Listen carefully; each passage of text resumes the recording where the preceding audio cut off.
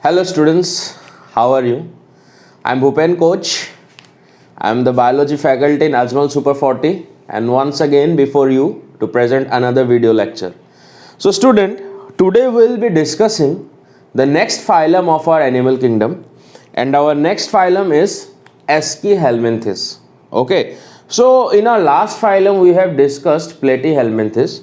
So these helminthic animals, they are mostly your parasite, okay, and they will be having your parasitic adaptation as we have discussed in our last class, the Platyhelminthes, that they were showing certain this parasitic adaptations, okay, like hooks, suckers, thick tubement, okay. They are showing your osmotrophic mode of nutrition.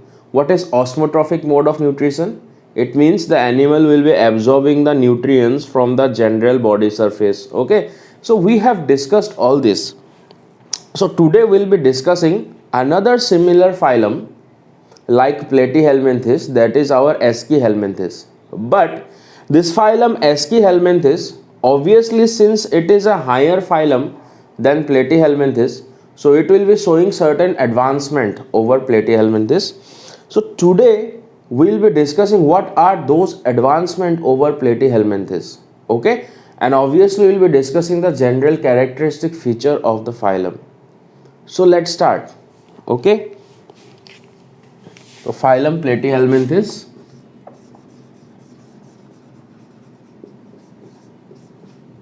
Not Platyhelminthes, Eschyhelminthes.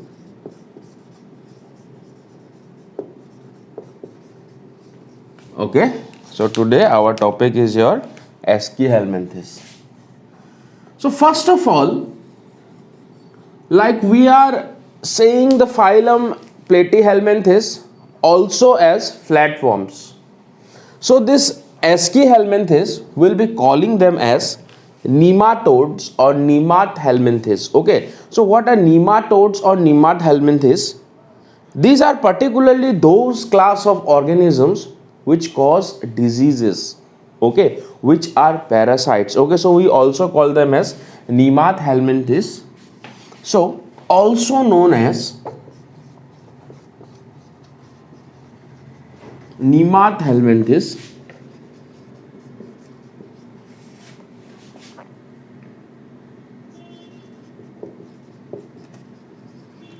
or roundworms.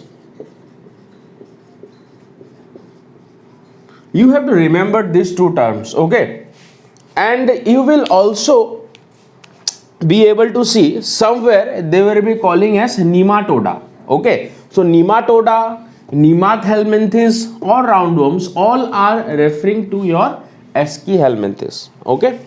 So as I explained you that these nemathelminthes are those class of organisms which are ectoparasite and they cause diseases, okay. Now why are we calling them as roundworms? See, in our last phylum, that is the Platyhelminthes, we are calling them as your flatworms because the animals were your dorso-ventrally flat, okay. But now here, like if I draw a ascaris here, ascaris belong to the phylum Eschyhelminthes, okay. So if I draw an ascaris here like this,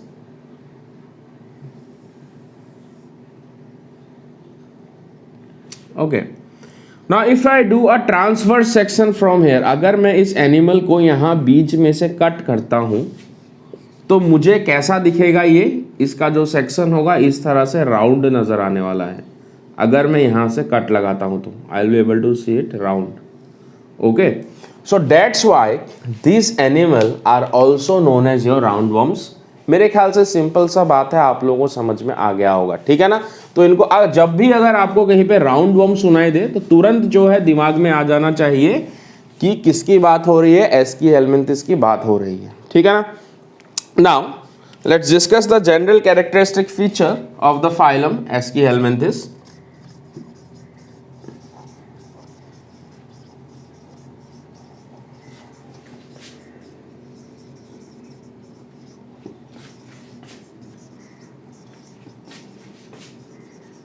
Of the animals of phylum Eschyhelminthes. Okay, so now we'll be discussing the general characteristic feature of the animals belonging to the phylum एस्कीहेलमिन्थिस, जैसा कि हम लोग हर phylum में पढ़ते हैं, ठीक है ना। ओके बच्चों, सबसे पहले हम लोग क्या पढ़ते हैं, हैबिटेट। तो हैबिटेट में अगर हम लोग बात करें, ये जो एनिमल होते हैं they are mostly endoparasite. Endoparasite क्या होता है, मैंने बोला पैरासाइट मतलब परजीवी जो दूसरे एनिमल के बॉडी में रहेगा आपका, ठीक है ना, उसी एनिमल से जो है न्यूट्रिशन वगैरह विड्रॉ करेगा। एंडो मतलब जो उस एनिमल के अंदर रहेगा, जो होस्ट के अंदर रहेगा उसको कहेंगे एंडोपैरासाइट, और जो होस्ट को बाहर से ही नुकसान पहुंचाएगा उसके बॉडी को, उसको कहेंगे हम लोग एक्टोपैरासाइट, ठीक है ना। तो मेरे ख्याल से यहां तक क्लियर है आपका। सो अब यहां पर एक जो इंटरेस्टिंग बात हमको देखने को मिल रहा है, प्लेटीहेलमिन्थिस जो थे वो खाली आपका एनिमल्स को ही क्या बनाते थे, होस्ट बनाते थे। They are only parasitic to the animals, okay, but they are parasitic, this aschelminthes are parasitic to plants and animals. तो ये प्लांट्स और एनिमल्स दोनों में ही जो है आपका क्या करते हैं, पैरासाइटिक एडेप्टेशन है दोनों के लिए इनका, ठीक है ना। अब कुछ इनमें से फ्री लिविंग भी मिल जाएंगे, सम आर फ्री लिविंग, कुछ इनमें आपको फ्री लिविंग भी देखने को मिल जाएंगे, ठीक है ना। और फ्री लिविंग वाले जो होंगे आपके आइदर एक्वाटिक होंगे, नहीं तो वो आपके क्या होंगे, टेरेस्ट्रियल होंगे, ठीक है ना। ओके, लेकिन हम जो है ज्यादातर जो क्वेश्चंस हमको पूछेंगे वो पैरासाइटिक फॉर्म्स के ऊपर ही पूछे जाएंगे, क्योंकि जो मेजोरिटी जो इस फाइलम का जो एडाप्टेशन है वो क्या है आपका पैरासाइटिक है। So we will be discussing about this parasitic forms majorly, ठीक है ना बच्चों। ओके, नाउ अगर हम लोग इनके बॉडी सिमेट्री की बात करें, if we talk about the body symmetry,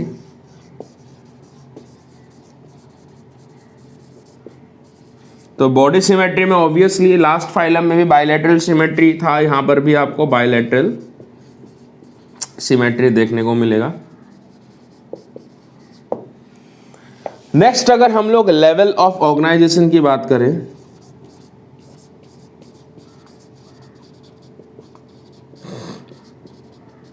जो लेवल ऑफ ऑर्गेनाइजेशन आपको इनमें देखने को मिलेगा वो बड़ा इंटरेस्टिंग है, जो पहली बार आपको इस फाइलम में देखने को मिलेगा, that is the organ system level of organisation.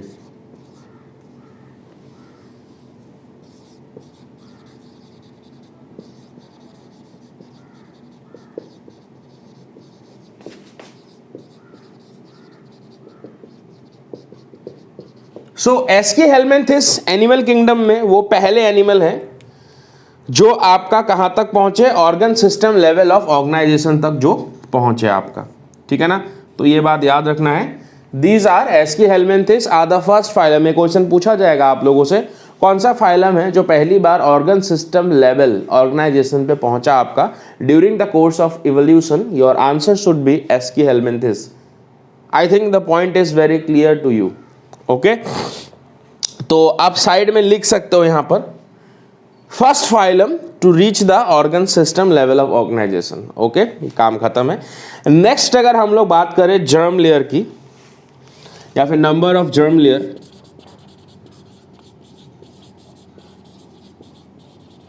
If you talk about number of germ layer, number of germ layer के बारे में बात करेंगे तो obviously they will be your triploblastic,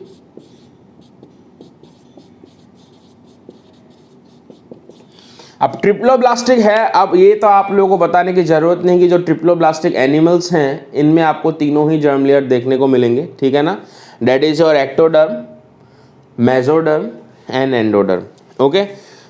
अब मैं इस फाइलम के बारे में आपको कुछ खास बातें बताने जा रहा हूं, यहां से आपको ध्यान देना है, लेकिन ये तो सारी थी जनरल बातें। Now will be discussing about the body form of the animal, animal का बॉडी फॉर्म कैसा है, ठीक है ना, ध्यान दीजिएगा बच्चों, लेकिन ओके। तो बहुत सारी चीजें यहाँ पे मिटा देता हूं, यहाँ पर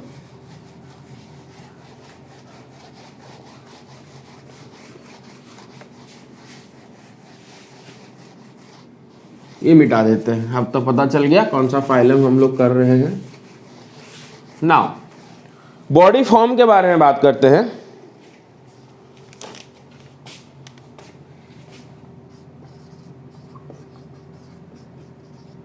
मतलब बॉडी कैसा होगा, बॉडी फॉर्म। ओके, तो सबसे पहली बात, इनका जो बॉडी होता है इलोंगेटेड होता है, मतलब लंबा होता है, ठीक है ना। So the round worms have an elongated body, elongated cylindrical body। अब सिलिंड्रिकल होगा तभी तो अगर हम उसको बीच में से कट लगाएंगे तो हमको राउंड नजर आएगा, और तभी तो हम उसको कहलाएंगे राउंड वर्म, है कि नहीं। Okay, now cylindrical body with tapering ends, मतलब इनका जो एंड होगा वो टैपरिंग होगा, ठीक है ना, with tapering ends। सिंपल सी बात है, ये देखिए जो बॉडी होगा, चलो मैं बॉडी को यहां पर ड्रॉ करता हूं, तो एनिमल का जो बॉडी होगा इस तरह से होगा, लाइक दिस।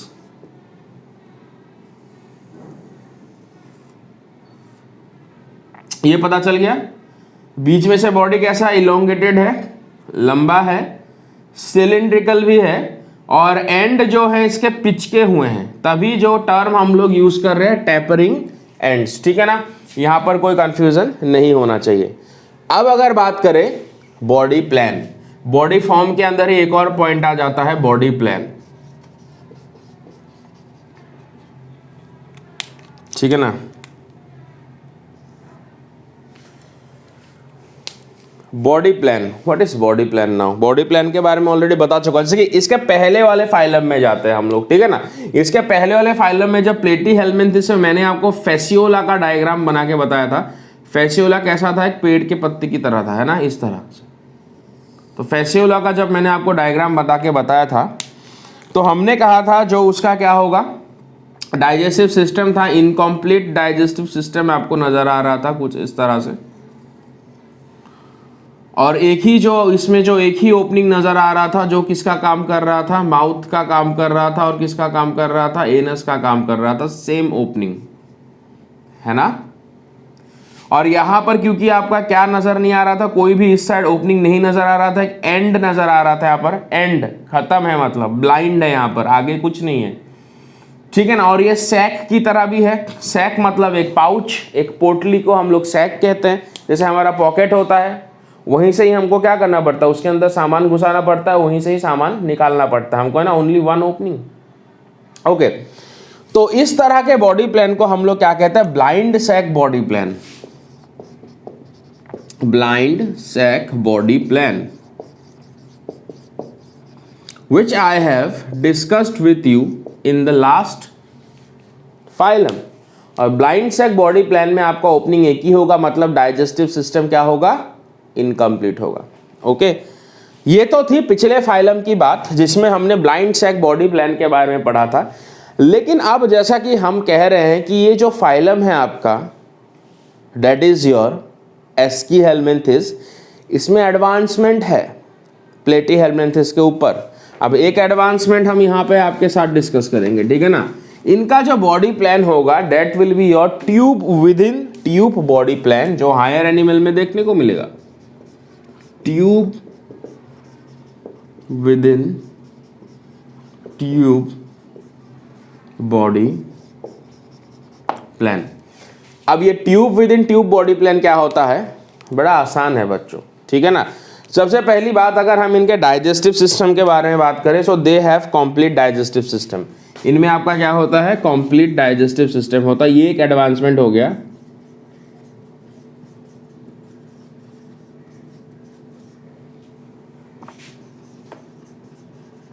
एस्कीहेल्मिन्थेस में कंप्लीट डाइजेस्टिव सिस्टम होता है, देखो इस तरह से। मतलब मान लो यहाँ पर अब कंप्लीट डाइजेस्टिव सिस्टम है तो माउथ भी होगा और क्या होगा, एनस भी होगा आपका, है कि नहीं। तो इस तरह से ये इसका एलिमेंट्री कैनल है। यहाँ पर आपको जो है फेरिंग्स वगैरह, इसोफेगस वगैरह नजर आएगा आपको। ज़्यादा डेवलप डाइजेस्टिव सिस्टम नहीं होता है क्योंकि ये सारे के सारे तो पैरासाइट होते हैं, तो इनको खाना हजम करने की ज़रूरत नहीं पड़ती है, ठीक है ना।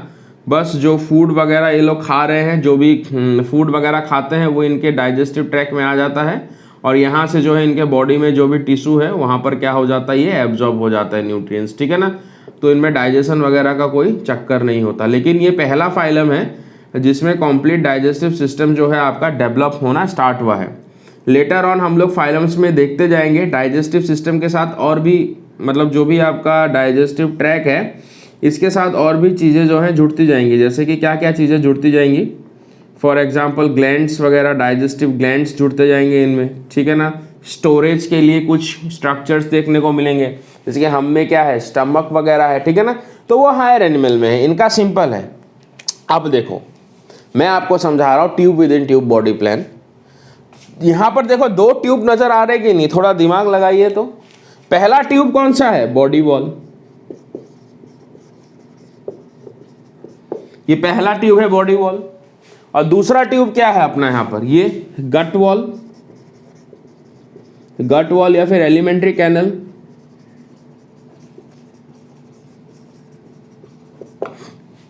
है कि नहीं बच्चों। तो एक बड़ा सा ट्यूब है, उसके अंदर एक और ट्यूब है, तो tube within tube body plan.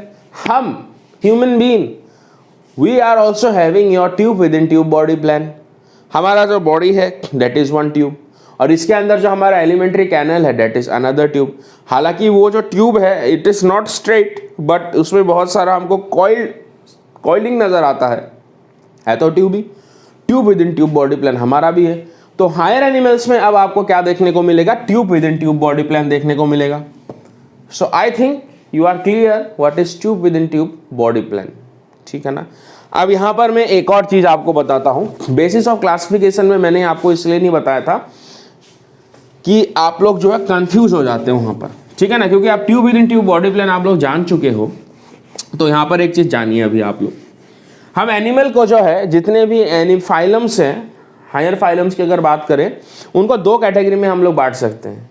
एक एनिमल ऐसे होते हैं जो blind sac body plan show करते हैं, और दूसरे एनिमल ऐसे होते हैं जो कंप्लीट या फिर tube within tube body plan show करते हैं, ठीक है। अब जितने भी एनिमल्स हैं, कहाँ से, एस्कीहेलमिन्थिस से लेके कॉर्डेट्स तक जितने भी एनिमल है वो tube within tube body plan show करेंगे। लेकिन इस tube within tube body plan के ऊपर भी हम एनिमल को दो कैटेगरी में बांट सकते हैं। कैसे बांटेंगे, इसके लिए थोड़ा इनके एम्ब्रॉयनिक डेवलपमेंट के पास जाना पड़ेगा। मेरा एक लेक्चर याद कीजिए जहां पर मैंने आप लोगों को बताया था बॉडी सीलोम, और मैंने उस समय कुछ डायग्राम बनाए थे और उन डायग्राम में मैंने बताया था किस तरह से मेसोडर्म में स्प्लिटिंग आता है, मेसोडर्म में स्प्लिटिंग आने के कारण किस तरह से जो सीलोम का फॉर्मेशन होता है। कुछ एनिमल होते हैं स्कीजोसीलोमेट, कुछ होते हैं आपके एंटेरोसीलोमेट। आई थिंक वो डायग्राम आप लोगों को याद आ रहा होगा, है कि नहीं। उस डायग्राम को एक बार ड्रॉ करेंगे, फिर हम बताएंगे कि ये जो tube within tube body plan है इसके ऊपर बेस करके एनिमल्स को दो कैटेगरी में कैसे बांट सकते हैं, ठीक है ना। तो मैं ये अभी बता रहा हूँ, पहले इसलिए नहीं बताया क्योंकि जो आप लोग क्या हो जाते हैं वहाँ पर कंफ्यूज हो जाते हैं, ठीक है ना। देखो एक प्रोसेस मैंने बताया था ना, गैस्ट्रुलेशन। गैस्ट्रुलेशन हम किसको कहते हैं, process of formation of 3 germ layers। इस तरह से एक डायग्राम हमने बनाया था ना, like this we have drawn a diagram.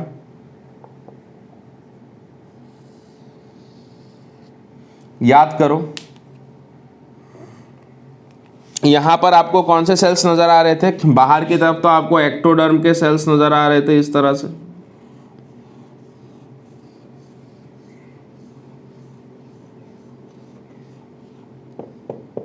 अब मैं सीलोम का फॉर्मेशन नहीं बताऊंगा,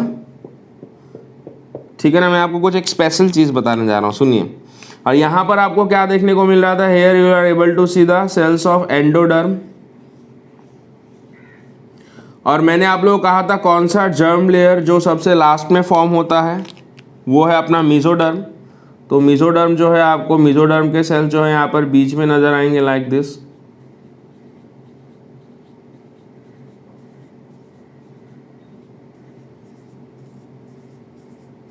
थोड़ा जल्दी ड्रॉ करेंगे।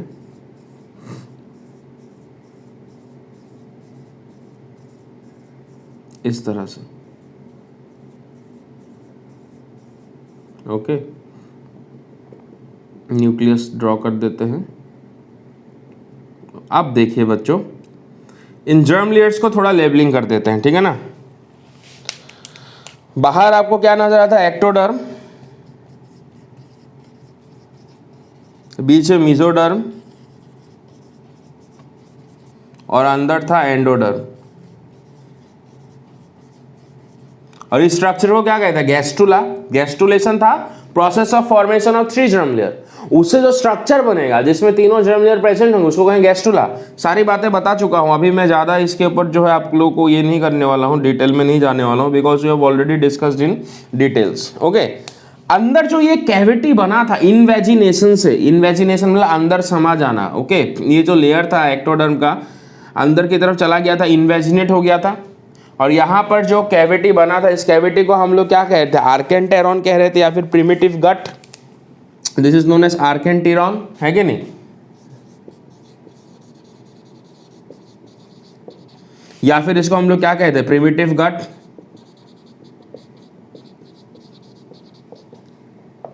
ये क्या है? ये पूरा का पूरा गट है, पूरा का पूरा गट है। ये प्रिमिटिव गट है, मतलब यही जो कैविटी है, इसी कैविटी से जो है अल्टीमेटली आपका क्या बनने वाला है? इसी कैविटी से आपका अल्टीमेटली बनेगा पूरा का पूरा गट, पूरा का पूरा एलिमेंट्री कैनल। और ये जो ओपनिंग इसमें बना है पहली बार, इसको कह रहे हैं blastopore. This opening is known as a blastopore, okay. अब ये अगर एलिमेंट्री कैनल पूरा का पूरा कंप्लीट एलिमेंट्री कैनल आपका ये बनेगा तो ऑब्वियसली इसमें क्या होगा? एक माउथ होगा और एक एनस होगा आपका। एक और स्ट्रक्चर मिला क्लोए का, जिसके बारे में मैं बोलूंगा आप लोगों को, ठीक है ना। अब यहां पर क्या हो रहा है आपका? ये जो ब्लास्टोफोर है, इफ दिस ब्लास्टोफोर, ये ब्लास्टोफोर अगर आपका पहले माउथ में डेवलप हुआ, देखो एक ही आपका ओपनिंग बना है ना, ये ओपनिंग आइदर आपका किस में ओपन होगा? पहली बार ये ओपनिंग अगर आपका माउथ बनेगा तो इनको प्रोटेस्ट्रम कहेंगे, ठीक है ना। और अगर ये ओपनिंग अगर जिन एनिमल में पहली बार क्या बनाएगा? आपका एनस बनाएगा, तो उनको कहेंगे ड्यूटेरोस्टोम।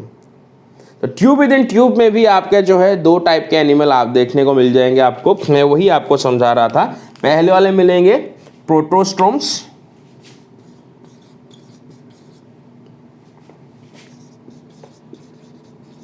और दूसरे वाले आपको मिलेंगे ड्यूटेरोस्ट्रोम्स।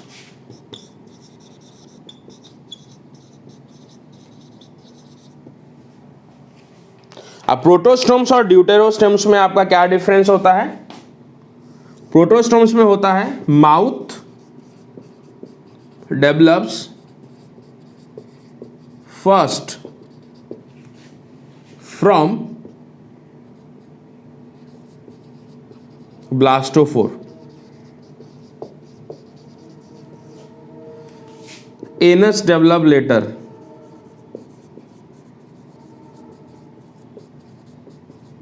और ये कौन कौन से एनिमल होते हैं? अपना जो फाइलम हम लोग पढ़ रहे हैं दैट इज द एस्कीहेल्मिन्थिस आ जाएंगे इसमें, ठीक है ना।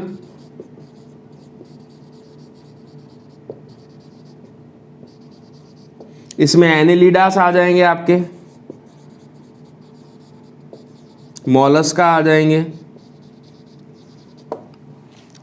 तो वो एनिमल, वो ट्रिप्लोब्लास्टिक एनिमल जिनमें एम्ब्रायोनिक डेवलपमेंट के टाइम पर ब्लास्टोफोर पहले माउथ बनाता है, पहले क्या बनाता है? माउथ बनाता है, मुंह बनाता है। उन एनिमल्स को कहेंगे प्रोटेरोस्टोम। हालांकि ये भी tube within tube body plan होगा इनका। और वो एनिमल जिनमें एम्ब्रायोनिक डेवलपमेंट के टाइम पर ब्लास्टोफोर से पहले एनस बनेगा, उनको कहेंगे ड्यूटेरोस्टोम, ठीक है ना। So anus develop first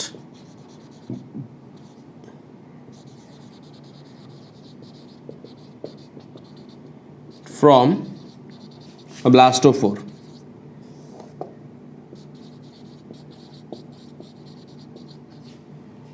Mouth develop letters.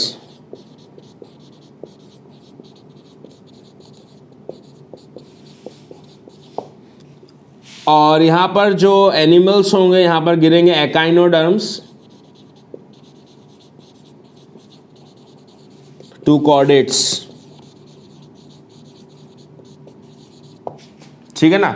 यहां पर एक और फाइलम आ जाएगा आर्थ्रोपोडा,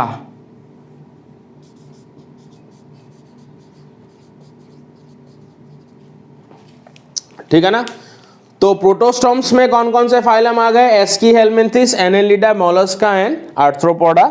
और ड्यूटेरोस्टोम्स में कौन से एनिमल आ गए, एकाइनोडर्मेटा से लेके आपके कॉर्डेट्स तक, ठीक है ना। प्रोटेरोस्टोम्स और ड्यूटेरोस्टोम दोनों का ही tube within tube body plan होता है। सिंपल सी बात है, एम्ब्रॉयनिक डेवलपमेंट के टाइम पर जिन फाइलम में ब्लास्टोफोर से पहले माउथ का डेवलपमेंट होगा उनको प्रोटेरोस्टोम्स कहेंगे। प्रो मतलब कि फर्स्ट, स्टोम्स का माउथ मतलब क्या होता है, माउथ, ठीक है ना। तो प्रोटेरोस्टोम्स पहले माउथ का डेवलपमेंट, ड्यूटेरोस्टोम्स दूसरे नंबर पर माउथ का डेवलपमेंट हुआ। Clear, okay. तो याद रखना है कौन से अब क्वेश्चन पूछ लिया जाएगा नीट में कौन से प्रोटेरोस्टोम्स होते हैं, कौन से ड्यूटेरोस्टोम्स होते हैं, तो कंफ्यूज नहीं होना है बच्चों, ठीक है ना। हम हर चीज को डिटेल में पढ़ेंगे और 100% नीट के सारे क्वेश्चन हमारे क्लियर होने चाहिए। This is our main aim, ठीक है ना। आगे बढ़ेंगे अभी, ठीक है। तो मैंने बोला अब क्योंकि हम लोग जो है बॉडी फॉर्म के बारे में ही डिस्कस कर रहे हैं, तो मैंने आपको बॉडी फॉर्म में तो बॉडी प्लान बताया इनका, tube within tube body plan, और उसमें मैंने बताया ये कौन से वाले होंगे, प्रोटेरोस्टोम्स होंगे। अब और कुछ बातें मैं बताने जा रहा हूं, इसके ऊपर भी जो है क्वेश्चंस बहुत पूछे जाते हैं, ठीक है ना। ओके, इतनी सी जगह में मैं आपको समझाता हूं। क्यूटिकल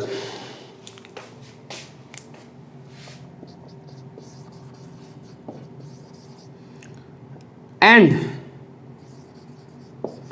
सिंसाइटियल एपिडर्मिस, अगर आपको पूछा जाए कौन से फाइलम में सिंसाइटियल एपिडर्मिस होता है, आंसर होना चाहिए एस्कीहेलमिंथिस।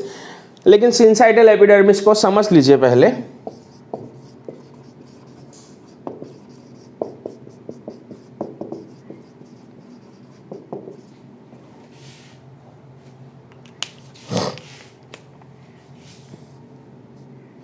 बच्चों लेक्चर अच्छा लग रहा है कि नहीं, समझ में आ रहा है कि नहीं आप लोगों को, जो भी चीजें मैं समझा रहा हूं कमेंट पे मेरे को जरूर बोलिएगा, ठीक है ना। हर एक बच्चा जो वीडियो देख रहा है समझ में आ रहा है कि नहीं मेरे को बताइए आप लोग, ठीक है ना। तो मुझे पता चलेगा कि मैं अपने जिन बच्चों को पढ़ा रहा हूँ सुपर 40 के, इनको जो है बहुत अच्छे से समझ में आ रहा है, ठीक है ना। और ये फाइलम खत्म होने के बाद हम कोशिश करेंगे कि एक लाइव सेशन करें जिसमें हम लोग डीपीपी को सॉल्व करेंगे, ठीक है ना बच्चों, ओके। ठीक है, तो आप उसके लिए मेरे को बताइए आपको समझ में आ रहा है कि नहीं, ओके। Let's continue. तो हम यहाँ पर समझते हैं कि क्यूटिकल या फिर जो अपना सिंसाइटियल एपिडर्मिस है ये क्या है आपका, ओके। अब देखो, क्योंकि ये पैरासाइट है तो पैरासाइट में एक पैरासाइटिक एडाप्टेशन तो होगा ही ना, तो यहीं पर ही मैं यहीं पे समझाता हूं आपको। देखो जो आपका क्या होगा, इनमें जो क्यूटिकल होता है बच्चों, ये होता है protective, cuticle is protective.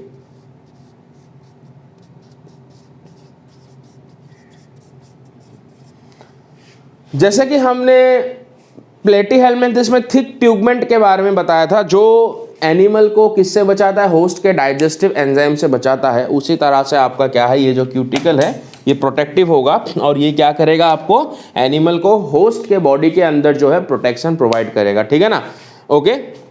Next अगर हम लोग बात करें यहाँ पर syncytial epidermis, what is this syncytial epidermis. Syn का मतलब होता है सिंक्रोनाइज हो जाना, सारी चीजें मिल जाना, सिंक्रोनाइज, ठीक है ना। और साइटियम वर्ड आया है साइटोप्लाज्म से। देखो यहां पर क्या हो रहा है आपका,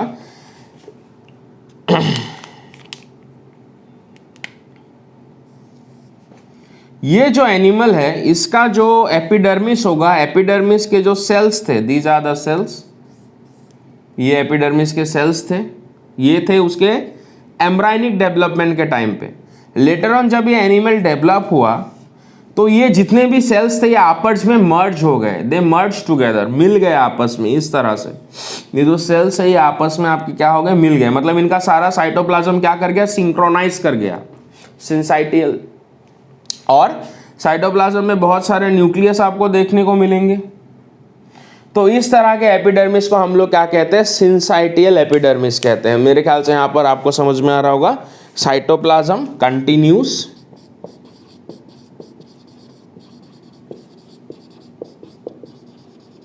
with multiple nucleus. तो this is the characteristic feature of the phylum aschelminthes. Syncytial epidermis के बारे में अगर क्वेश्चन पूछा जाए बच्चों कहां पर मिलता है, तो गलती अब नहीं होनी चाहिए, ठीक है ना. तो ऑब्वियसली एपिडर्मिस कहां प्रेजेंट होगा, स्किन के नीचे. Epidermis is present below the skin, और एपिडर्मिस के ऊपर क्या प्रेजेंट होता है, स्किन. इनके केस में क्या है, क्यूटिकल है आपका, ठीक है. तो यहाँ पर जो इसका जो बॉडी होगा, यहाँ पर आपको सिंसाइटल एपिडर्मिस देखने को मिलेगा बाहर की तरफ बॉडी वॉल में. यहाँ पर सिंसाइटल आपको एपिडर्मिस देखने को मिलेगा, ठीक है ना. थोड़ा सा हम इसको जो है इस तरह से ड्रॉ करेंगे कि पहले सेल्स थे ना आपके, लाइक दिस. यहाँ पर भी इसको इस तरह से ड्रॉ करते हैं हम लोग, लाइक दिस. और यहाँ पर मल्टी न्यूक्लिएटेड होगा ये, क्योंकि इनका जो एपिडर्मिस था वो सिंसाइटल था, इस तरह से. यहाँ पर भी मल्टी न्यूक्लिएटेड ड्रॉ कर देंगे बच्चों, ओके. और इसके ऊपर आपको जो प्रोटेक्टिव कवरिंग, जो होस्ट से बचाने वाला, आपको क्या देखने को मिलेगा यहाँ पर, obviously you will be able to see the cuticle. ऐसे समझ गए, क्यूटिकल ऊपर मिल रहा है जो प्रोटेक्टिव है, और क्यूटिकल के नीचे आपको एपिडर्मिस मिलेगा. But in this case their epidermis और सिंसाइटल एपिडर्मिस. क्यों कह रहे हैं बच्चों सिंसाइटल एपिडर्मिस, क्योंकि आपका जो क्या है, जो न्यूक्लियस है वो मल्टी न्यूक्लिएटेड होगा यहाँ पर. ऐसा क्यों हुआ बच्चों, क्योंकि इनका जो साइटोप्लाज्म है दे हैव मर्ज्ड टुगेदर. और इस तरह के एपिडर्मिस को हम लोग क्या कह रहे हैं, we are calling it as syncytial epidermis. तो आई थिंक बॉडी फॉर्म के बारे में बहुत सारी चीजें मैंने आपको बताई है ना. बॉडी इनका कैसा होगा, राउंड वॉर्म का, इलोंगेटेड होगा, सिलिंड्रिकल होगा, एंड्स जो होंगे टैपरिंग होंगे. बॉडी प्लान बताया, tube within tube body plan होंगे. कौन से कैटेगरी में आएंगे, प्रोटेरोस्टोम्स में आएंगे. फिर क्यूटिकल और सिंसाइटल एपिडर्मिस इनमें होगा. मैंने बोला क्यूटिकल एकदम अपर लेयर जो प्रोटेक्ट करेगा इनको होस्ट के बॉडी से. ये होस्ट के बॉडी के अंदर रहेंगे ना, बच के रहना पड़ेगा, है ना. तो होस्ट के बॉडी से इनको ये प्रोटेक्ट करने वाले हैं आपके, ठीक है ना. और फिर हमने क्या बताया यहाँ पर, सिंसाइटल एपिडर्मिस, मतलब इनके एपिडर्मिस में जो सेल्स थे एम्ब्रायनिक डेवलपमेंट के टाइम पे, ये सारे सेल जो है मर्ज हो गए आपस में. साइटोप्लाज्म का कंटिन्यूएशन देखने को मिल रहा है, जिसमें मल्टीपल क्या है आपके न्यूक्लियस है, ठीक है ना. आ रहा है ना समझ में, ओके. आगे बढ़ेंगे अभी हम लोग, ओके. नेक्स्ट जो हम लोग इनमें देखते हैं अब, रेस्पिरेशन वगैरह कैसे हो रहा है, रिप्रोडक्शन वगैरह कैसे हो रहा है. सो लेट्स डिस्कस, ओके बच्चों, ठीक है. नेक्स्ट उससे पहले मैं आप लोगों के साथ जो इन एनिमल के नर्वस सिस्टम के बारे में बात करना चाहता हूं. अब मिटाते हैं इसको बच्चों, ठीक है.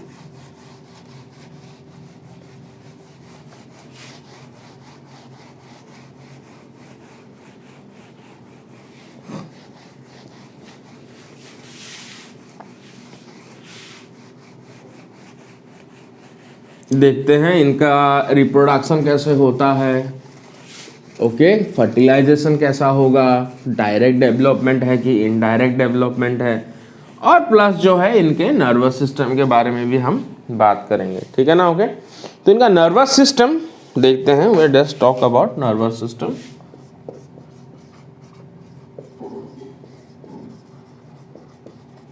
इनका जो नर्वस सिस्टम होता है वो होता है एपिडर्मल नर्वस सिस्टम.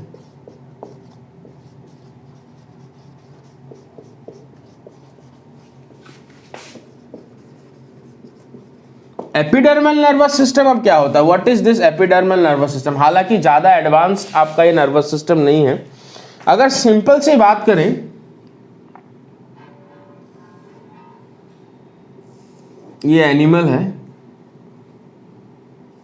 एक एस्करी से ड्रॉ कर देते हैं, और ये इसका जो है आउटर बॉडी वॉल है, this is the body wall, ठीक है ना, ओके.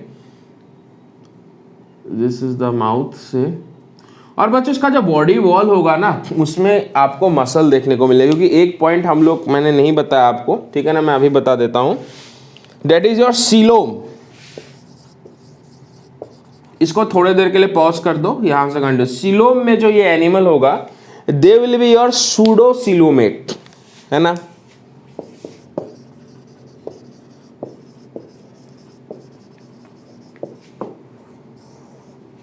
ये एनिमल क्या होंगे बच्चों, सूडोसिलोमेट होंगे, ठीक है ना। और सूडोसिलोमेट पहली बार एक्चुअली इनमें सीलोम का बनना क्या हुआ है, स्टार्टिंग हुआ है। इससे पहले वाले जो एनिमल्स थे वो सारे के सारे क्या थे, एसिलोमेट थे। तो पहली बार इनमें सीलोम का फॉर्मेशन तो हुआ लेकिन कंप्लीटली नहीं हो पाया, अच्छे से नहीं हो पाया इनमें, तो ये क्या रह गया, सूडोसिलोमेट। ऐसा क्यों, क्योंकि इनका जो ये गट वॉल था,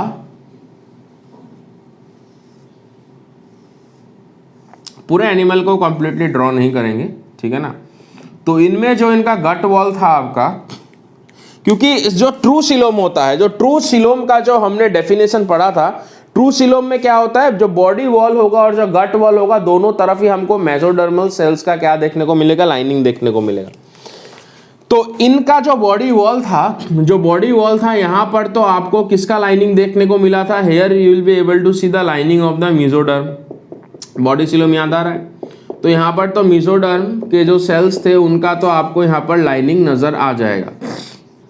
लेकिन इनका जो यहाँ पर क्या था, आपका जो गट वॉल था, यहाँ पर मेसोडर्म के सेल्स के लाइनिंग आपको नजर नहीं आएंगे, ठीक है ना। और इनका जो सीलोम था वो क्या था, स्कैटर्ड भी था, है कि नहीं। We have talked about all this already, ठीक है ना। तो इसके कारण क्या होने वाला है अभी इनमें आपका जो ये जो मेसोडर्म के सेल थे लेटर ऑन ये मसल के सेल में कन्वर्ट हो जाएंगे, और जो बॉडी वॉल होगा वो क्या होगा, इनका मस्कुलर होगा। Body wall will be there muscular, ठीक है ना। और इनमें लॉन्गिट्यूडनल मसल आपको देखने को मिलेगा, ठीक है। लेकिन जो गट वॉल था, गट वॉल में तो आपको कोई भी सेल्स नहीं नजर आ रहे थे, क्योंकि सूडोसिलोमेट है, और सूडोसिलोमेट में गट वॉल में आपको कोई भी जो है मेसोडर्म के सेल्स का लाइनिंग नजर नहीं आ रहा था, है ना। तो उसके कारण जो है यहाँ पर कोई भी जो है गट वॉल में कोई भी आपको मसल वगैरह नजर नहीं आएगा, ठीक है ना। क्लियर।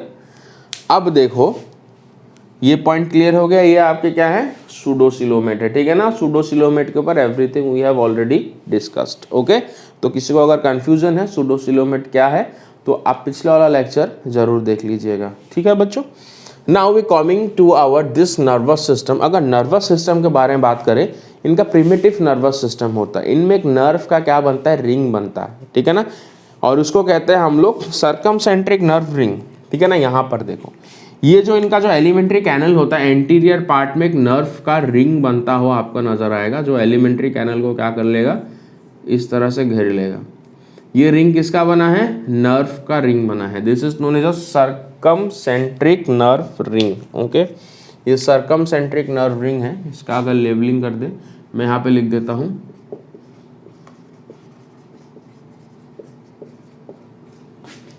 सर्कमसेंट्रिक नर्व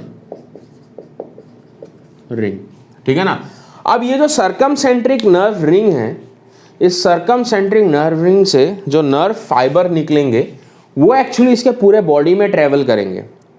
लेकिन इसके पूरे बॉडी में कहाँ से ट्रेवल करेंगे, through its body wall.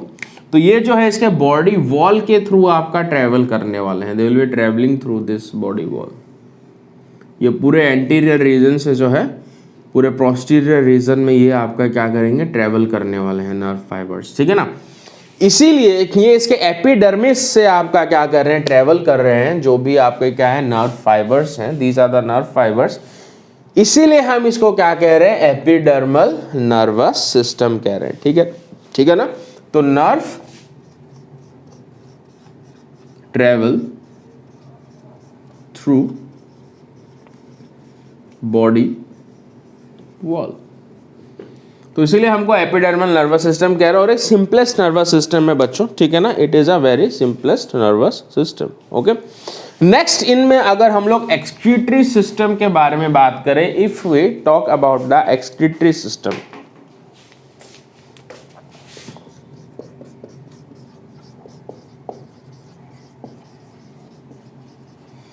Excretory system के ऊपर बच्चों क्वेश्चंस पूछे गए हैं। ये एक्सक्रीटरी सिस्टम इंपॉर्टेंट होने वाला है।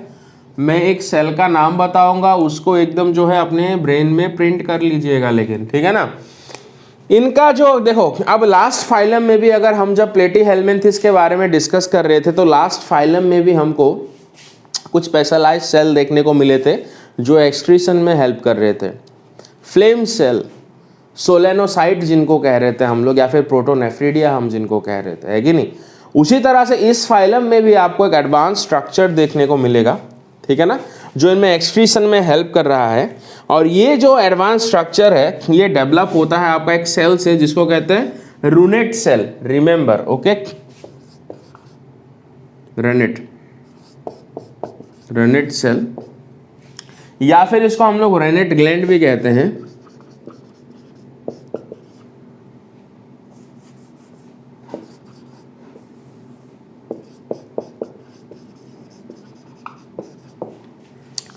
तो ये याद रखना है आपको इस सेल का नाम, ठीक है ना, okay, to remember the name of this cell, okay, जो इनमें किसमें हेल्प करता है, एक्सक्रीशन में हेल्प करता है। और इसका जो शेप होता है ये इंग्लिश के अल्फाबेटिकल लेटर एच की तरह होता है, एच शेप्ड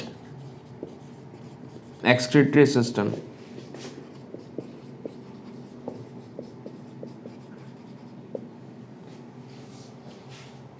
ठीक है ना, याद रखना है। इनका जो शेप होता है वो एच शेप होता है। तो आपको पूछ लिया जाएगा कि एच शेप्ड एक्सक्रीटरी सिस्टम आपको कहाँ पे देखने को मिल रहा है, ठीक है ना, या फिर आपको सिंपली पूछ लिया जाएगा कि जो एच शेप एक्सक्रीटरी सिस्टम है वो कौन सा सेल बना रहा है।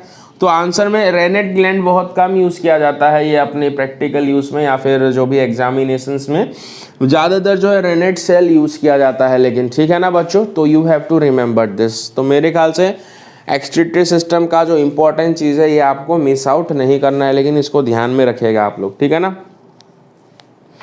अब इस एनिमल में पाए जाने वाले सेंसरी स्ट्रक्चर के बारे में बात करते हैं, ठीक है ना, क्योंकि ये एडवांस फाइलम है तो आपको इनमें जो है सेंसरी स्ट्रक्चर देखने को मिल जाएगा बच्चों, ओके। और सेंसरी स्ट्रक्चर या फिर सेंस ऑर्गन क्या होते हैं, ऑब्वियसली से ह्यूमन की बात करें अगर, हमारा सेंस ऑर्गन क्या है, स्किन है, आई है, ईयर है, नोज है, टंग है कि नहीं। तो उसी तरह से लोअर एनिमल है बच्चों, इनमें भी कुछ आपको सेंसरी स्ट्रक्चर देखने को मिलेगा। तो हम देखते हैं सेंस ऑर्गन्स, इनमें कौन से सेंस ऑर्गन्स मिलते हैं।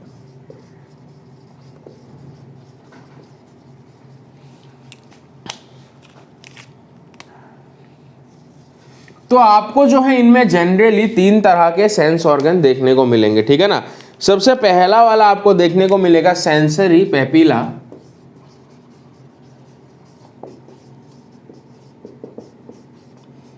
ये जो सेंसरी पेपिला होता है इस एनिमल के माउथ के साइड में प्रेजेंट होता है, मतलब इसके लिप्स में प्रेजेंट होता है, ठीक है ना। सो कहां पे प्रेजेंट होगा, लोकेशन एंटीरियर रीजन या फिर लिप्स। ह्यूमन जैसे लिप्स नहीं होते लेकिन इनके, ठीक है ना, जो माउथ का ओपनिंग होता है उसके साइड में ये आपको देखने को मिलेगा, ओके। इनका क्या फंक्शन होगा, the response to touch,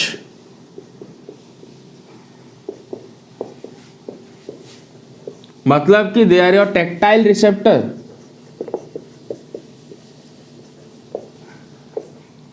tactile receptor मतलब जो सेंस को, जो टच को सेंस कर सकते हैं आपका, ठीक है ना। और इन्हीं जो है आपका क्या होगा, जो सेंसरी पेपिला होगा इनके नीचे आपका जो है नर्व प्रेजेंट रहेगा, जो इन्फॉर्मेशन को पूरे बॉडी में आपका क्या करेगा, कैरी करके लेके जाएगा, ठीक है ना।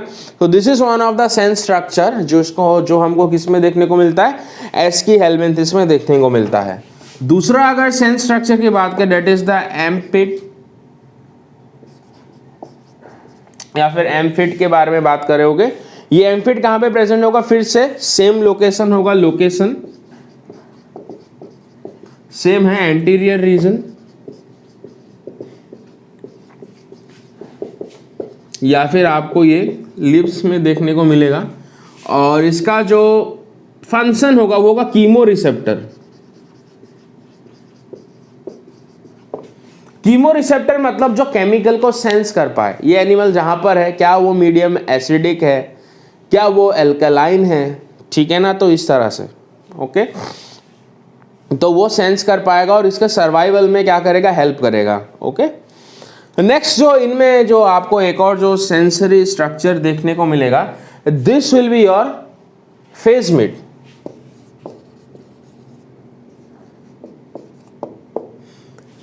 ओके इनको हम लोग जो है फेजमिट कह सकते हैं, या फिर इनको हम लोग पिनाइल स्पिक्यूल भी कह सकते हैं।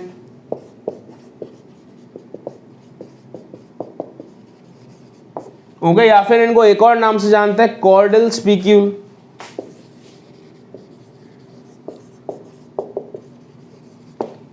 अब ये कहां पे प्रेजेंट रहेंगे, अगर इनके लोकेशन के बारे में बात करें,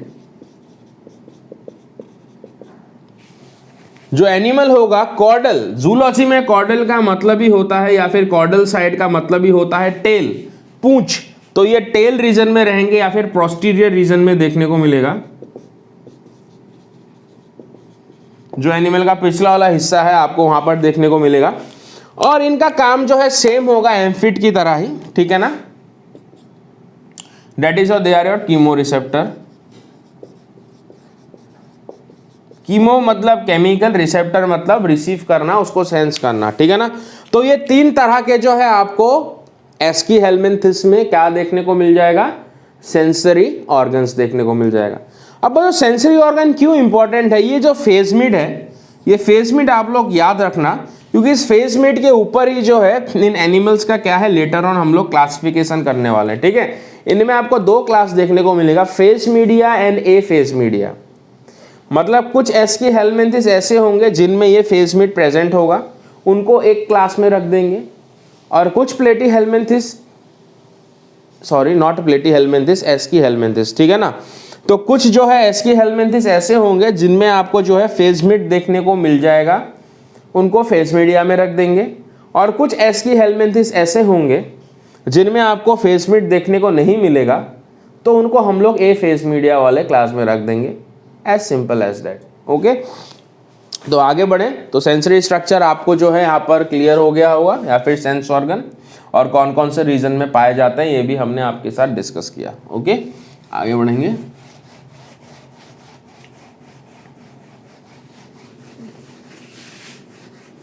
आगे अगर बात करें हम लोग, तो will be talking about respiration and exchange of gases. तो सिंपल है, देखते हैं क्या हमको जानने को मिलता है। ओके तो next is your respiration and exchange of gases.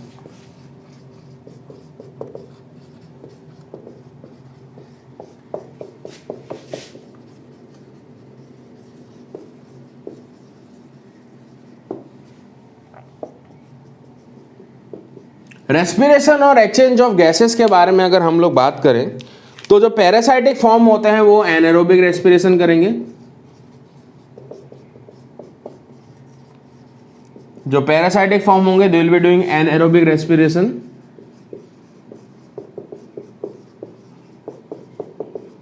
That is the respiration in the absence of oxygen, क्योंकि ये होस्ट के बॉडी के अंदर रहेंगे और इनमें इतना कैपेबिलिटी नहीं है कि ये होस्ट के बॉडी से ऑक्सीजन को एक्सट्रैक्ट कर पाए, ठीक है ना। और जो फ्री लिविंग होंगे, मतलब जो नॉन पैरासाइटिक होंगे, they will be doing the aerobic respiration.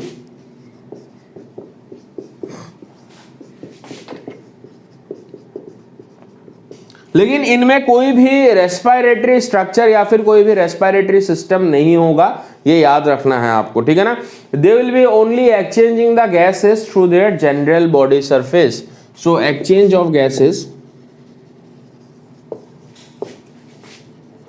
Through general body surface.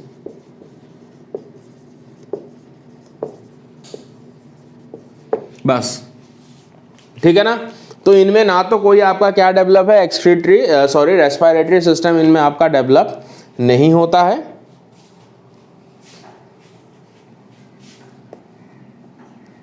ठीक है ना। सो एरोबिक। ओके तो इनमें कोई भी जो है आपका क्या होगा, जो फ्री लिविंग होंगे मतलब जो नॉन पैरासाइटिक होंगे, उनमें कोई भी रेस्पिरेटरी सिस्टम आपको देखने को नहीं मिलेगा।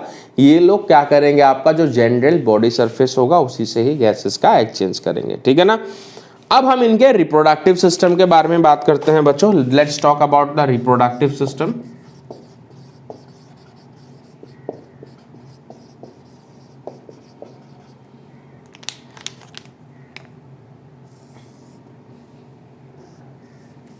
तो रिप्रोडक्टिव सिस्टम के बारे में अगर बात करें तो ये जो एनिमल होंगे they are your unisexual. Unisexual मतलब obviously the sexes will be separate, plus इनमें आपको क्या देखने को मिलेगा, सेक्सुअल डायमॉर्फिज्म। इनमें आपको सेक्सुअल डायमॉर्फिज्म भी देखने को मिलेगा, मतलब कि सेक्सेस तो अलग होंगे ही, मतलब मेल अलग होगा फीमेल अलग होगा, ठीक है ना। प्लस इनमें क्या होगा, जो मेल का जो फिजिकल अपीयरेंस होगा या फिर जो मॉर्फोलॉजी होगा वो अलग देखने को मिलेगा, और फीमेल का जो फिजिकल या फिर जो मॉर्फोलॉजिकल अपीयरेंस होगा वो अलग देखने को मिलेगा। ये चीज़ मैंने आपको समझाया था सेक्सुअल डायमॉर्फिज्म क्या होता है, ठीक है।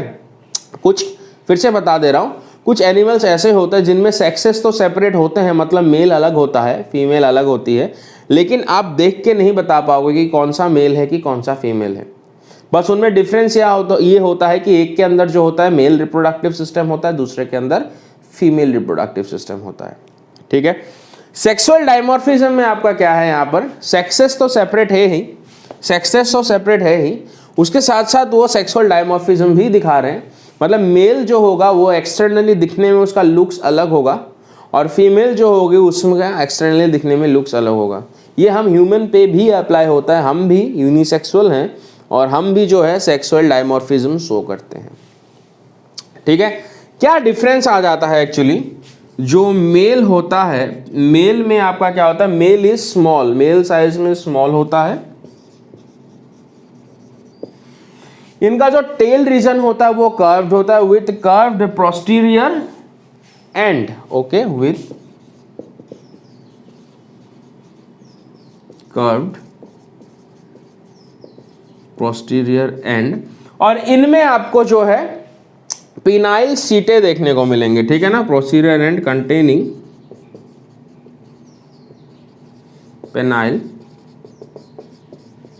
सीटे। ये जो पेनाइल सीटे हैं ये एनिमल को कॉपुलेशन में हेल्प करता है, मेटिंग में हेल्प करता है, संभोग में हेल्प करता है, ठीक है ना, ओके। अगर हम फीमेल के बारे में बात करें तो female is large, female large होती है और उसमें कर्व भी आपको नहीं देखने को मिलेंगे, ओके। तो लार्ज बॉडी, बस इतनी सी बात है, लार्ज या फिर लार्जर देन मेल।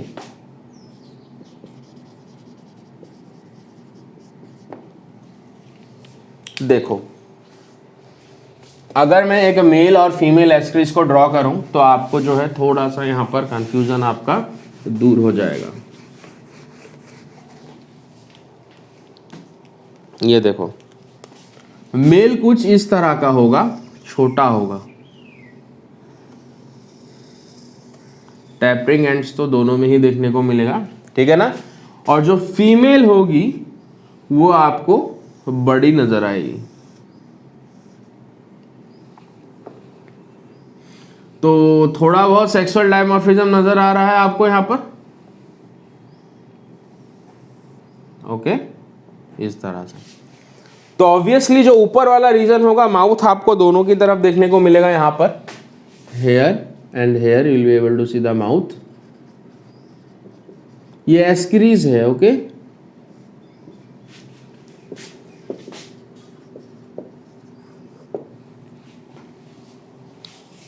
एस्क्रीज मैं आपको बताऊंगा इस फाइलम में और कौन कौन से एनिमल्स होंगे, ठीक है ना, हो गए। तो इसको मिटा देते हैं अभी। ये एस्क्रीज है, ओके, ये मेल एस्क्रीज है, ये वाला मेल एस्क्रीज है, ये फीमेल एस्क्रीज है, ठीक है ना, ओके। यहाँ पर आपको माउथ देखने को मिलेगा, फिर आपको जो है एक्सक्रीटरी पोर, यहाँ पर जो है एक्सक्रीटरी पोर देखने को मिलेगा जहां से ये वेस्ट मटेरियल को एक्सक्रीट करेंगे।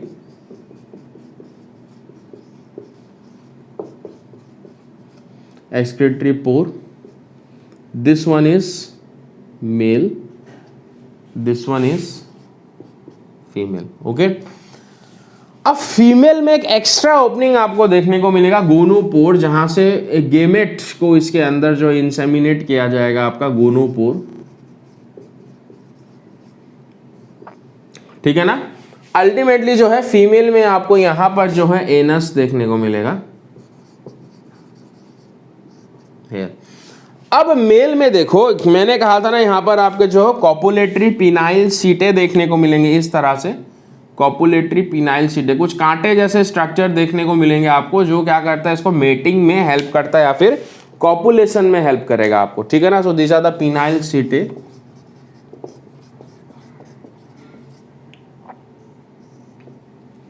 एक और ओपनिंग आपको देखने को मिलेगा, and this opening is only found in the male ascaris, that is the cloaca, okay,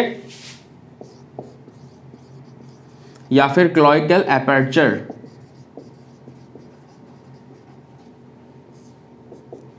cloaca क्या होता है, देखो फीमेल में एनस देखने को मिल रहा है, मतलब कि डाइजेस्टिव सिस्टम का जो भी वेस्ट है वो कहां से निकलेगा, एनस से निकलेगा, ठीक है ना। मेल में क्लोएका देखने को मिल रहा है, मेल में एक्चुअली क्लोएका क्या होता है, कॉमन ओपनिंग होता है, इसमें भी आपका जो है कंप्लीट डाइजेस्टिव सिस्टम है, यहां पर माउथ देखने को मिलेगा, यहां पर क्लोएका देखने को मिलेगा। Cloaca is a common opening for digestive system and for reproductive system, ठीक है ना। तो यहीं से ही जो है गेमेट भी निकलेंगे इसके, मेल गेमेट, और यहीं से जो है डाइजेस्टिव सिस्टम का जो भी वेस्ट है वो भी यहीं से ही बाहर निकलेगा, उसको कहता है क्लोएका। तो कंप्लीट डाइजेस्टिव सिस्टम का आपका क्या हो गया डेफिनेशन, कंप्लीट डाइजेस्टिव सिस्टम का डेफिनेशन होगा, it has two opening, one is mouth and another one is anus और क्लोएका। क्योंकि हम अब और भी एनिमल्स आगे देखेंगे जिनमें क्लोएका आपको देखने को मिलेगा, ठीक है ना। जैसे कि फ्रॉग की बात करें, उसमें भी क्लोएका होता है, वो 3 सिस्टम के लिए कॉमन ओपनिंग होता है, excretory system, digestive system and reproductive system, ठीक है ना। तो यहाँ पर आपको क्या मिल रहा है, क्लोएका जो फीमेल एस्क्रिस में जो मेल एस्क्रिस में प्रेजेंट होता है, फीमेल में नहीं होता है। तो इस तरह से जो है आपको सेक्सुअल डायमॉर्फिज्म दोनों में देखने को मिलेगा, ओके। आगे अगर हम इनके फर्टिलाइजेशन के बारे में बात करें,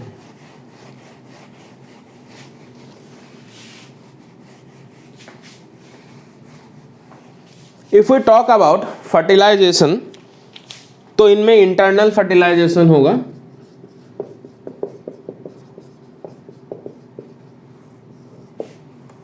सबसे पहली बात तो ओनली सेक्सुअल रिप्रोडक्शन, ठीक है ना बच्चों, नो एसेक्सुअल।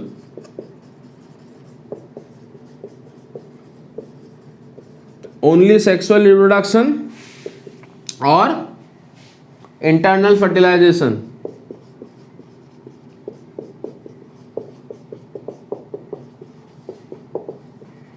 ठीक है ना। अगर हम इनमें डेवलपमेंट के बारे में बात करें,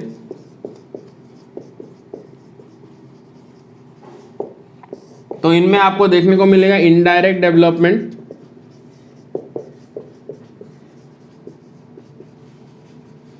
एक इनडायरेक्ट डेवलपमेंट है तो आपको क्या देखने को मिलेगा, इनमें लार्वल स्टेज देखने को मिलेगा। जैसे कि एक लार्वा की बात करें तो रेप्टिडी लार्वा,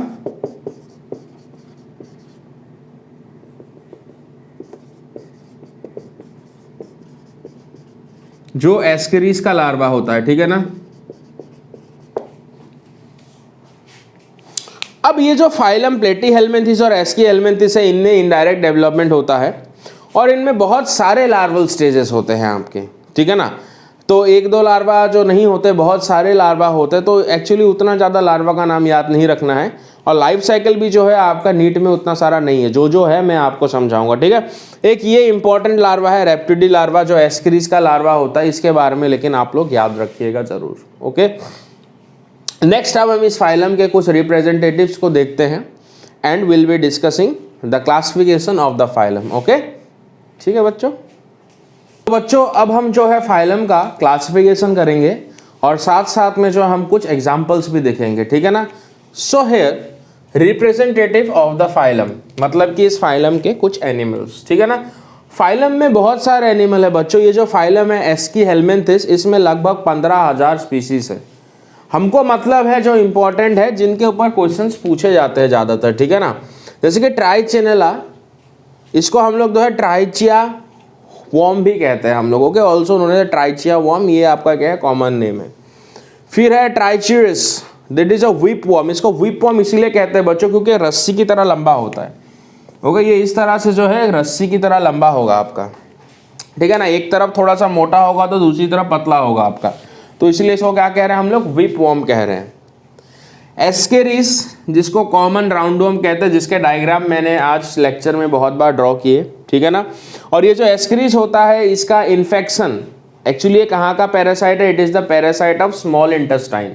और इस स्मॉल इंटेस्टाइन में जो डाइजेस्टेड फूड होता है उसको ये क्या करता है? आपका एब्जॉर्ब करता है, ठीक है ना। एस्केरिस से जो बीमारी होती है बच्चों, उसको एस्केरियासिस कहते हैं हम लोग, ठीक है ना। इस एस्केरिस के लाइफ साइकिल के बारे में, ये कैसे होता है बीमारी इंसानों को, इसके बारे में हमको क्लास 12th में एक चैप्टर है, okay, date is the human health and disease, जहाँ पे हम लोग पढ़ेंगे, ठीक है ना। और एस्केरिस से आपका एक्चुअली क्या होता है, ये हमारे स्मॉल इंटेस्टाइन में खाना इसको मिलने के बाद इतना ज़्यादा ग्रो हो जाता है कि जो स्मॉल इंटेस्टाइन का ल्यूमेन होता है उसको ब्लॉक कर देता है ये, जिसके कारण सीवियर एब्डोमिनल पेन वगैरह होता है आपका, ठीक है ना बच्चों। ओके, तो जो हम क्लास 12th में डिस्कस करने वाले हैं इसके बारे में, हेलमिंथिक डिजीजेस बोल के एक आपको टॉपिक मिलेगा। फिर उचेरिया, उचेरिया के भी बहुत सारे आपके स्पीसीज मिलेंगे, जैसे उचेरिया बेनक्रॉफ्टी वगैरह हो गया। इसको फेलेरियल वॉर्म भी कहा जाता है आपका। आप लोगों ने देखा होगा कुछ लोग होते हैं जिनके जो पैर होते हैं वो हाथी जैसे लंबे हो जाते हैं, एकदम बड़े बड़े हो जाते हैं, जिनमें स्वेलिंग आ जाता है, डिफॉर्मिटी आ जाती है। उस डिजीज को कहते हैं एलिफेंटाइटिस या फिर फेलेरिएसिस कहते हैं। उसका जो पॉजिटिव ऑर्गेनिज्म है वो है वुचेरिया, ठीक है ना। ये क्या करता है, हमारे जो लोअर लिम्स होते हैं, लोअर लिम्स के लिम्फेटिक सिस्टम में जाके ये सर्वाइव करता है और वहाँ पर ये सालों साल जो है आपका क्या करता है, रेसाइड करता है। और इसको इंसानों में लाने वाला जो आपका वेक्टर होता है, एक टर्म आपको लेटर ऑन देखने को मिलेगा, वेक्टर। वेक्टर एक ऐसा ऑर्गेनिज्म होता है जो क्या करता है, डिजीजेस को कैरी करके लाता है, that is known as vector. इसके मलेरिया को, जो मलेरिया कौन कॉज कराता है, प्रोटोजोआ। प्रोटोजोआ को हमारे बॉडी में कौन कैरी करके लाता है, मस्क्यूटो, है कि नहीं, that is the female Anopheles mosquito. उसी तरह से जो ये जो वॉर्म है वुचेरिया, इसके भी जो भी आपके एग वगैरह हैं इसको कैरी करके कौन लाता है, मॉस्क्यूटो, ठीक है। लेटर ऑन ये जो ऑर्गेनिज्म है हमारे बॉडी के लोअर लिम्फेटिक सिस्टम में ग्रो कर जाता है, जिससे वहाँ पर वो मेजर डिफॉर्मिटीज कॉज करता है। इसके बारे में भी क्लास 12th के चैप्टर 8 में हमको पढ़ना है, that is the human health and disease. अगला है अपना एंकाइस्टोमा या फिर हुक वॉर्म। ओके, पहले ज़माने में डॉक्टर या फिर जो लोग होते थे वो कहते थे सुबह सुबह जल्दी उठ के जो हमारा घास होता है, घास जहाँ पर ड्यू ड्रॉप गिरा होता है उसके ऊपर हमको चलना चाहिए, जिसके लिए हेल्थ आपका क्या होता है, सही रहता है। लेकिन आजकल ऐसा रेकमेंडेशन नहीं दिया जाता। आजकल कहा जाता है जब भी घर के बाहर निकलो जूते चप्पल पहन के निकलो। ऐसा इसलिए होता है आपका क्योंकि ये जो वॉर्म होता है ये ज़मीन पर रहता है और ये क्या करता है, हमारे जो पैर होते हैं, हमारे पैर के नीचे जो स्किन होते हैं उसको पेनिट्रेट करके हमारे ब्लड में चले जाता है। ब्लड से ये इंटेस्टाइन में चले जाता है और इंटेस्टाइन में फिर ये ब्लड के ऊपर फीडिंग करता है। इंटेस्टाइन के वॉल में जो भी ब्लड कैपिलरीज होती हैं उसके ब्लड के ऊपर वो फीडिंग करेगा। तो that is the Ancylostoma for you, okay. और ये एंक्लाइस्टोमा ज़्यादातर जो वेट एरिया होते हैं जैसे कि पॉन्ड हो गया, रिवर हो गया, वहाँ पर ये ज़्यादा आपको मिलेगा, ठीक है ना। फिर वाला एंटोबियस, जिसको पिन वॉर्म कहते हैं, जिसके पूरे बॉडी में छोटे छोटे छोटे जो पिन की तरह कांटेदार स्ट्रक्चर आपको मिलेंगी। Loa loa also known as the eye worm, ठीक है ना। तो ये कुछ एनिमल्स हैं, वो those who belong to the phylum aschelminthes, okay. Next अगर हम लोग यहाँ पर डिस्कस करें क्लासिफिकेशन ऑफ द फाइलम, जब मैं आपको सेंस ऑर्गन पढ़ा रहा था मैंने कहा था एक सेंस ऑर्गन है फेजमिड जो कीमो रिसेप्टर का काम करता है, उसे आपको याद रखना है। तो ये जो हमने दो क्लास में बांटा है इस फाइलम को, डेट इज द फेसमीडिया एंड एफिसमीडिया, किसके ऊपर बेस करके बांटा है, जिन एस्कीहेलमिंथिस में फेजमिड है या फिर इन एस्कीहेलमिंथिस में जो वो आपका फेजमिड है कि नहीं। Phasmid is what, it is a sensory structure जो हमने डिस्कस किया था। तो जिस क्लास में फेजमिड प्रेजेंट रहेगा उस क्लास को हम लोग कहेंगे फेजमीडिया, जिसमें कुछ एग्जांपल्स है एस्केरिस, वुचेरिया, एंक्लाइस्टोमा। फिर जिस क्लास में आपको या फिर जिन एस्कीहेलमिंथिस में आपको फेजमिड नहीं मिलेगा उनको रख देंगे हम लोग एफिसमीडिया में, जैसे आपका हो गया ट्राइचेनेला, लोआ लोआ, ठीक है ना। तो this is the classification, okay. तो बच्चों इसके साथ ही हमने जो हमारा फाइलम है एस्कीहेलमिंथिस उसे ख़त्म किया। तो मुझे उम्मीद है कि आपको लेक्चर पसंद आया होगा, इंटरेस्टिंग लगा होगा और समझ में भी आया होगा, ठीक है ना। तो लेक्चर अगर आपको अच्छा लगा, इंटरेस्टिंग लगा, कमेंट में मेरे को ज़रूर बताइए बच्चों, ठीक है ना। तो अगले वीडियो में मिलते हैं अगले फाइलम के साथ, तब तक जो है पढ़ते रहिए, तैयारी करते रहिए, ओके। Thank you everybody.